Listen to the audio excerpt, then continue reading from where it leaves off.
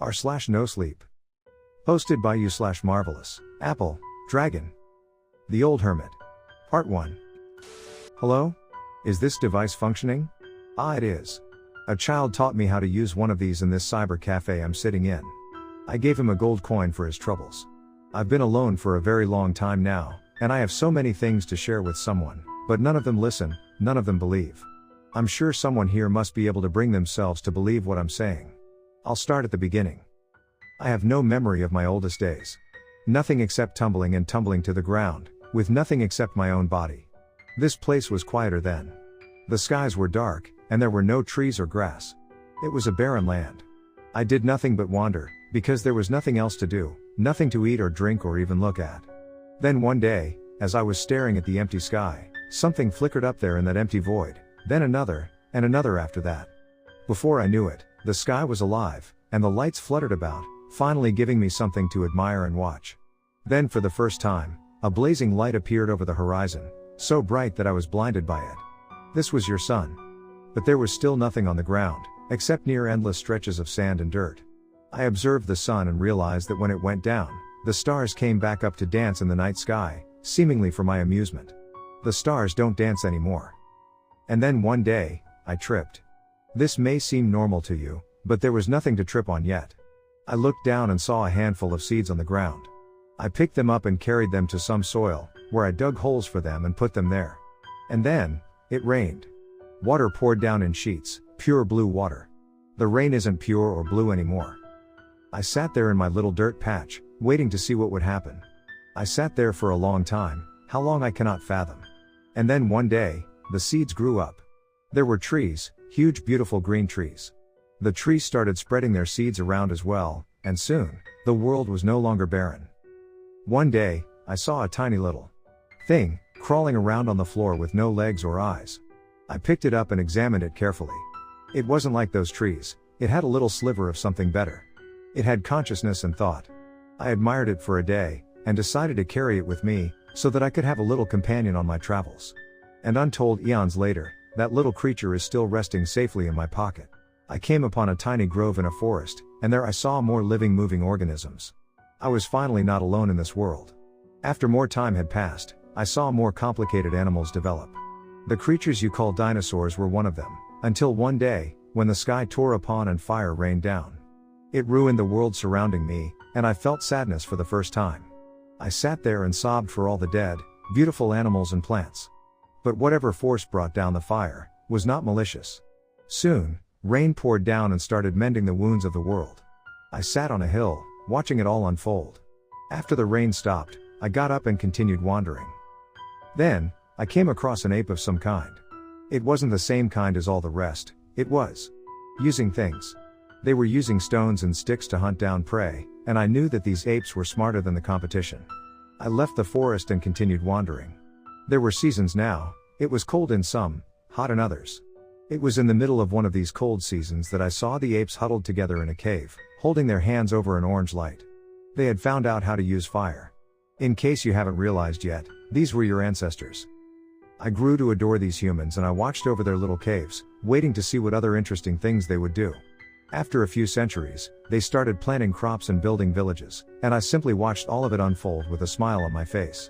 I felt a new emotion, pride. For what reason I do not know. And then came the enemies. My foes for all the rest of my seemingly endless existence. I watched them sneak into the huts and take human forms in order to trick and manipulate the humans towards evil. I witnessed a son killing his own brother due to the enemies. Only I saw them in their true forms, shadowy hounds with bile and saliva dripping down their grotesque jaws. I could take it no more. I saw one of them approach a little house, with a mother and her baby inside. I got up and sprinted towards it, waving a stick and yelling loudly. The hound turned towards me and grinned, thinking me to be an overconfident human, but when he could not morph into a false form, his smile faded and I gripped his throat and tore his head off with my bare hands. His howls alerted his brethren, who ran like the wind and escaped my wrath. The humans knew me as a benevolent protector of their kind, and even built me altars and shrines for me to rest in, for I wandered from settlement to settlement hunting the hounds. They did not ever see me, but they knew I was protecting them from something far, far worse. But as the humans developed, so did the evils. They were no longer just hounds, they were horrific beasts that tore a human's mind apart on sight. I tried my best to fight them, but even I could not be everywhere at once. I watched and learnt from the humans, learning to stitch my own clothes to protect me from the environment. I was looking older and older, and eventually I started to sell some odds and ends I found on my travels for coins, although I have stopped by now. I watched every civilization grow and mature, but I also saw many horrors unfold as well. There are nearly an infinite number that I can recount, but I shall only share them at a later date, for I have no wish to remember them. Now I wander from city to city, the people see me as a homeless old hermit, and they do not pay me the slightest attention. But I still hunt for my enemies at every hour, to protect this world from their evils. I think my time in this cafe is about to run out, so I will stop writing for now. I may continue later, but I do not know for sure. It is becoming night, and that is when the beasts hunt, so I must take my leave. Farewell for the present. The Hermit. Posted by you/MarvelousAppleDragon. The Old Hermit Never Realm. Part 2. Hello everyone. Forgive me for not uploading a sequel from some time. I picked up a lead on some of the hounds and had to go to Austria. I'm in France now and sitting in another cyber cafe. I have some more tales to share with you all today. I'm going to tell you about a place that roughly translates to Never Realm. I first discovered it a few centuries before the founding of civilization. I was chasing a hound which took the form of a white horse with eyes dripping black mucus. It could outrace me easily, and it knew it. Every time I got close, it sprinted away, devouring any humans that came across us. Eventually, I caught it by the tail, and it panicked. It ran faster than ever before, towards a tree. It slammed into the trunk, melted through it, taking me along with it. I quickly wrapped my arms around its neck and twisted its head off. After doing so, I looked around. The place I was standing in was a small pond, colored deep purple. I walked out of the pond, and gasped at what I saw. It was unending plain of obsidian, twisted trees with corpses hanging from them, and far, far in the distance, a tower piercing the sky. As I wandered further in, a deep fog settled in, and I stumbled into a house. This house looked like a house from the Victorian era, but I did not know this, because the Victorian era was thousands of years away. I stumbled into the house, and ran my fingers across the wall. This was when I discovered the true horror of the building. It was built out of teeth. Thousands and thousands of rotting teeth, covered by a peeling wallpaper of skin. I nearly puked when I saw it. A door opened, and the master of the house stumbled in. It was a hound, one made out of bones and locks of bloodied hair. Every one of its orifices were dripping blood onto the rotting carpet.